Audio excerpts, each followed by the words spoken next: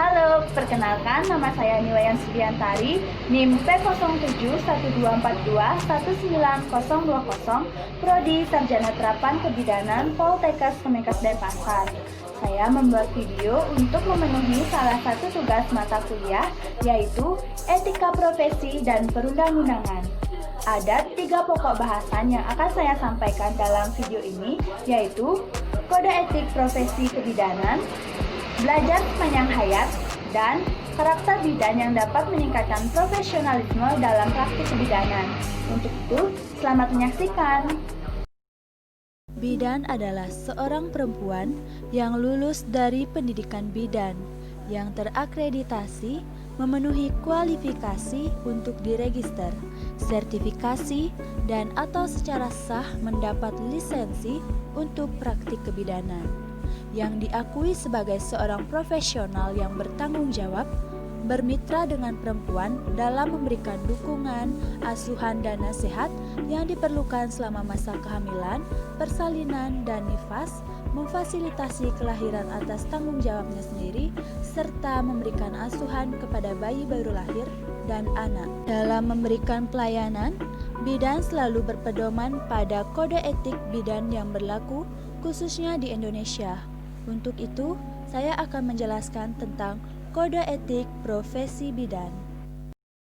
Kode Etik Profesi Kebidanan. Definisi kode etik merupakan norma-norma yang harus diindahkan oleh setiap profesi dalam melaksanakan profesinya dan dalam hidupnya di masyarakat. Kode etik juga diartikan sebagai suatu ciri profesi yang bersumber dari nilai-nilai internal dan eksternal suatu disiplin ilmu dan merupakan pengetahuan komprehensif suatu profesi yang memberikan tuntunan bagi anggota dalam melaksanakan pengabdian profesi. Umumnya, kode etik ditetapkan oleh profesi sendiri dalam suatu kongres. Kode etik harus menjadi self-regulation dari profesi. Agar kode etik berhasil dengan baik, maka pelaksanaannya perlu diawasi dan dikontrol oleh anggota profesi tersebut.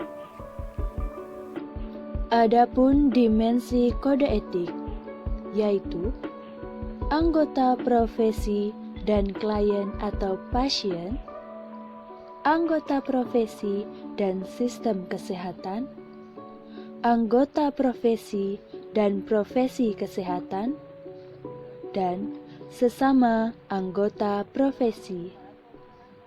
Sifat kode etik. Kode etik harus memiliki sifat-sifat antara lain: 1. Kode etik harus rasional tetapi tidak kering dari emosi. Kode etik harus konsisten tetapi tidak kaku. Kode etik harus bersifat universal. Sumber Indar 2010.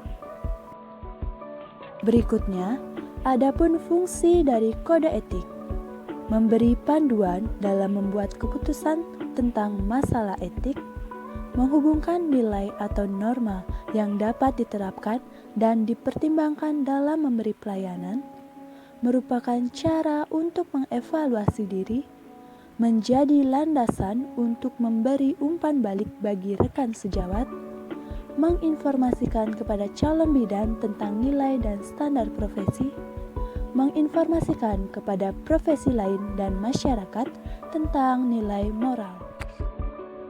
Adapun tujuan dari kode etik ialah menjunjung tinggi harkat martabat dan citra profesi, menjaga dan memelihara kesejahteraan para anggota, meningkatkan pengabdian para anggota profesi, dan untuk meningkatkan mutu profesi.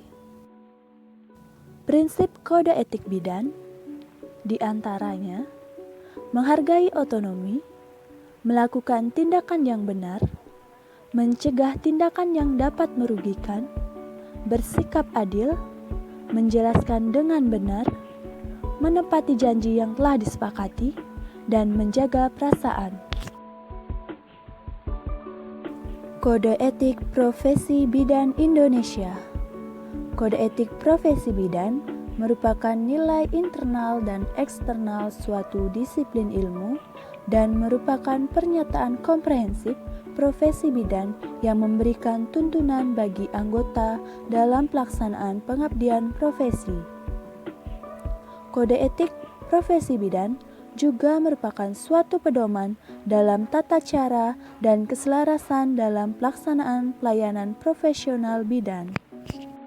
Kode Etik Bidan Indonesia pertama kali disusun pada tahun 1986, disahkan dalam Kongres Nasional Ikatan Bidan Indonesia atau IBI ke-10 tahun 1988 dan petunjuk pelaksanaannya disahkan dalam Rapat Nasional atau Rakernas IBI tahun 1991. Kode Etik Bidan Indonesia terdiri atas 7 bab yang dibedakan atas 7 bagian. 1. Kewajiban bidan terhadap klien dan masyarakat 6 butir. Kewajiban bidan terhadap tugasnya 3 butir. Kewajiban bidan terhadap sejawat dan tenaga kesehatan lainnya 2 butir. Kewajiban bidan terhadap profesinya 3 butir. Kewajiban bidan terhadap diri sendiri 2 butir. Kewajiban bidan terhadap pemerintah, nusa bangsa, dan tanah air 2 butir, dan yang terakhir penutup 1 butir. 1. Kewajiban bidan terhadap klien dan masyarakat. Setiap bidan senantiasa menjunjung tinggi, menghayati, dan mengamalkan sumpah jabatannya dalam melaksanakan tugas pengabdiannya. Setiap bidan dalam menjalankan tugas profesinya menjunjung tinggi harkat dan martabat kemanusiaan yang utuh dan memelihara citra bidan. Setiap bidan dalam menjalankan tugasnya senantiasa berpedoman pada peran, tugas, dan tanggung jawab sesuai dengan kebutuhan klien, keluarga, dan masyarakat. Setiap bidan dalam menjalankan tugasnya senantiasa mendahulukan kepentingan klien, menghormati hak klien, dan menghormati nilai-nilai yang berlaku di masyarakat. Setiap bidan dalam menjalankan tugasnya senantiasa mendahulukan kepentingan klien, keluarga, dan masyarakat dengan identitas yang sama sesuai dengan kebutuhan berdasarkan kemampuan yang dimilikinya. Setiap bidan senantiasa menciptakan suasana yang serasi dalam hubungan pelaksanaan tugasnya dengan mendorong partisipasi masyarakat untuk meningkatkan derajat kesehatannya secara optimal. 2. Kewajiban bidan terhadap tugasnya. Setiap bidan senantiasa memberikan pelayanan paripurna kepada klien, keluarga, dan masyarakat sesuai dengan kemampuan profesi yang dimilikinya berdasarkan kebutuhan klien, keluarga, dan masyarakat. Setiap bidan berhak memberikan pertolongan dan mempunyai kewenangan dalam mengambil keputusan dan tugasnya, termasuk keputusan mengadakan konsultasi dan atau rujukan. Setiap bidan harus menjamin kerahasiaan keterangan yang didapat dan atau dipercayakan kepadanya, kecuali bila diminta oleh pengadilan atau diperlukan sehubungan dengan kepentingan klien. 3. Kewajiban bidan terhadap sejawat dan tenaga kesehatan. Setiap bidan harus menjalin hubungan dengan teman sejawatnya untuk menciptakan suasana kerja yang serasi. Setiap bidan dalam melaksanakan tugasnya harus saling menghormati baik terhadap sejawatnya maupun tenaga kesehatan lainnya. 4. Kewajiban bidan terhadap profesinya. Setiap bidan harus menjaga nama baik dan menjunjung tinggi citra profesinya dengan menampilkan kepribadian yang tinggi dan memberikan pelayanan yang bermutu kepada masyarakat. Setiap bidan harus senantiasa mengembangkan diri dan kebidanan komunitas, meningkatkan kemampuan profesinya sesuai dengan perkembangan ilmu pengetahuan dan teknologi. Setiap bidan senantiasa berperan serta dalam kegiatan penelitian dan kegiatan sejenisnya yang dapat meningkatkan mutu dan citra profesinya. 5. Kewajiban bidan terhadap diri sendiri. Setiap bidan harus memelihara kesehatannya agar dapat melaksanakan tugas profesinya dengan baik. Setiap bidan harus berusaha secara terus-menerus untuk meningkatkan pengetahuan dan keterampilan sesuai dengan perkembangan ilmu pengetahuan dan teknologi. 6. Kewajiban bidan terhadap pemerintah, nusa bangsa, dan tanah air. Setiap bidan dalam menjalankan tugasnya senantiasa melaksanakan ketentuan-ketentuan pemerintah dalam bidang kesehatan, khususnya dalam pelayanan KIA atau KB dan kesehatan keluarga. Setiap bidan melalui profesinya berpartisipasi dan menyumbangkan pemikirannya kepada pemerintah untuk meningkatkan mutu jangkauan pelayanan kesehatan, terutama pelayanan KIA atau KB dan kesehatan keluarga. 7. Penutup. Setiap bidan dalam melaksanakan tugasnya sehari-hari senantiasa menghayati dan mengamalkan kode etik bidan Indonesia. Berikut adapun undang-undang yang mengatur tentang kode etik profesi bidan, yaitu Undang-Undang Republik Indonesia Nomor 4 Tahun 2019 tentang Kebidanan. Berikutnya, yang akan saya jelaskan adalah belajar sepanjang hayat. Yang akan saya bahas dalam materi belajar sepanjang hayat meliputi definisi, urgensi, manfaat, dampak, dan implementasi belajar sepanjang hayat. Definisi belajar sepanjang hayat adalah suatu konsep, ide, gagasan pokok yang berlangsung dalam diri individu. Dalam konsep ini, belajar tidak hanya berlangsung di lembaga-lembaga pendidikan formal. Pembelajaran sepanjang hayat meliputi pola formal dan informal. Ditekankan pula bahwa belajar dalam arti sebenarnya adalah sesuatu yang berlangsung sepanjang kehidupan manusia. Berdasarkan ide tersebut, konsep belajar sepanjang hayat sering pula dikatakan sebagai belajar berkesinambungan atau continuing learning. Dengan terus-menerus belajar, seseorang tidak akan ketinggalan zaman dan dapat memperbaharui pengetahuannya, terutama bagi mereka yang sudah lanjut usia. Urgensi berkembangnya belajar sepanjang hayat dilatar belakangi oleh kondisi nyata atau real condition masyarakatnya yang dihadapkan pada kian banyaknya pengangguran, bertambahnya penduduk miskin, melemahnya standar kehidupan dalam populasi penduduk yang makin bertambah, makin tajamnya jurang antara yang kaya dan yang miskin, dan sebagainya.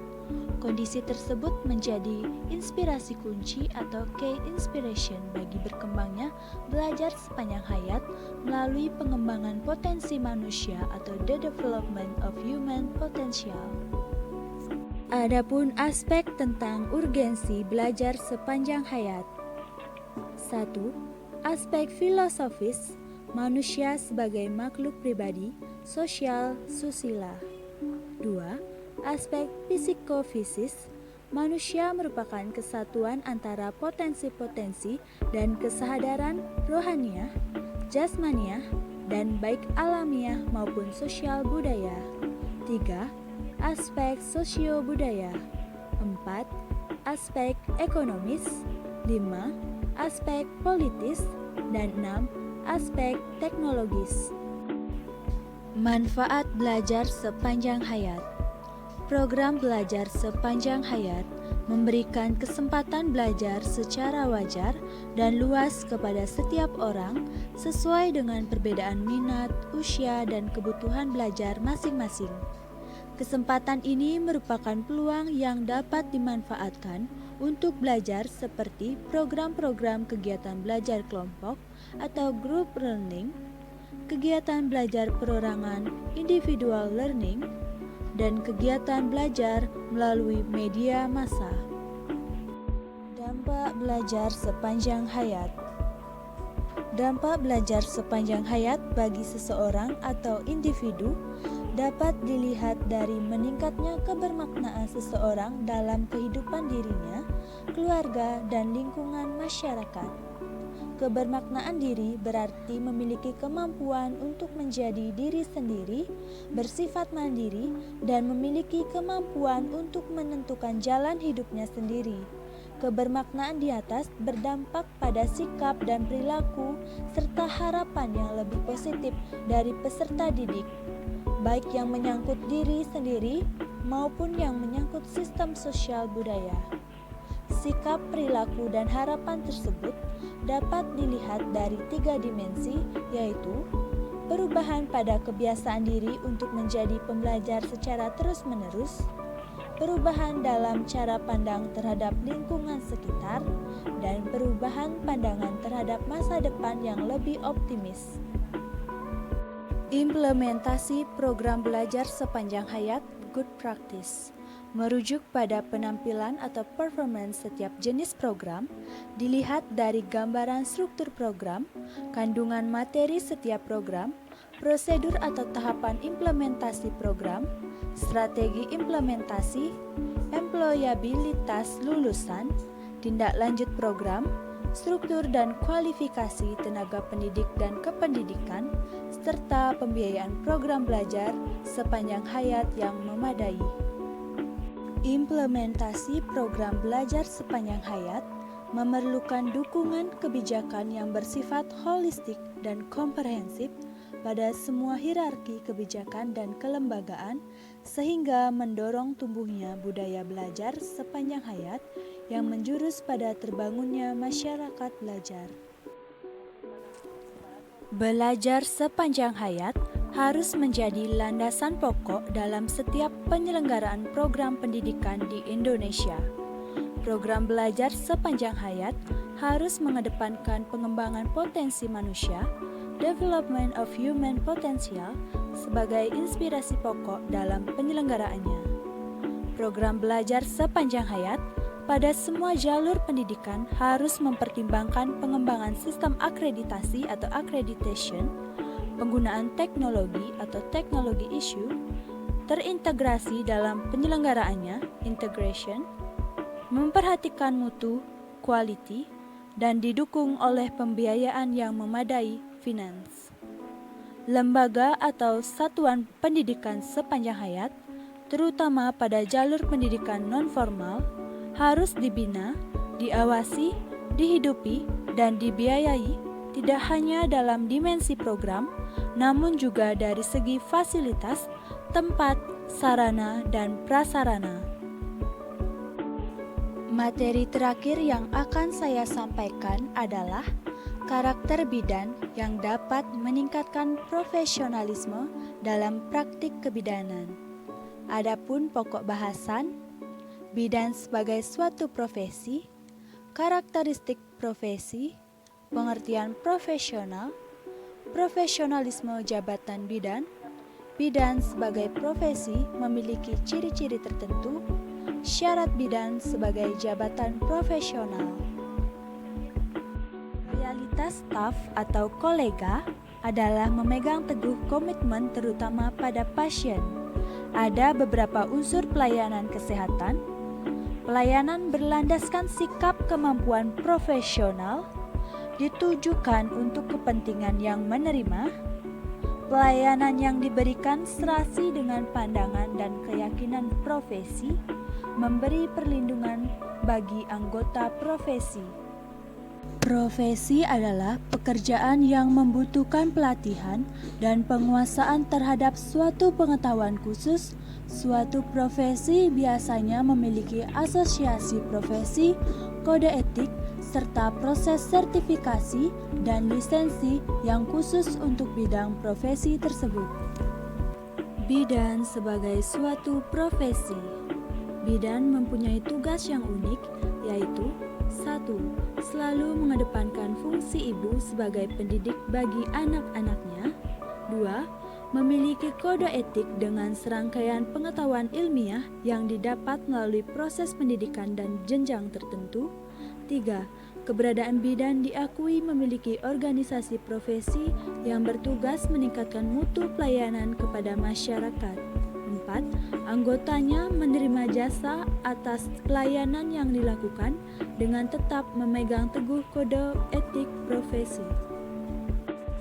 Bidan sebagai profesi memiliki ciri-ciri tertentu. Di antaranya, Bidan disiapkan melalui pendidikan formal agar lulusannya dapat melaksanakan pekerjaan yang menjadi tanggung jawabnya secara profesional. Bidan memiliki hal yang dijadikan panduan dalam menjalankan profesinya, yaitu standar pelayanan kebidanan, kode etik, dan etika kebidanan. Bidan memiliki kelompok pengetahuan yang jelas dalam menjalankan profesinya.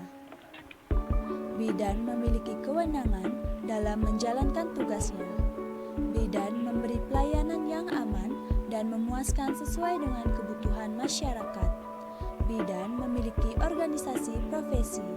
Bidan memiliki karakteristik yang khusus dan dikenal serta dibutuhkan masyarakat. Profesi bidan dijadikan sebagai suatu pekerjaan dan sumber utama penghidupan.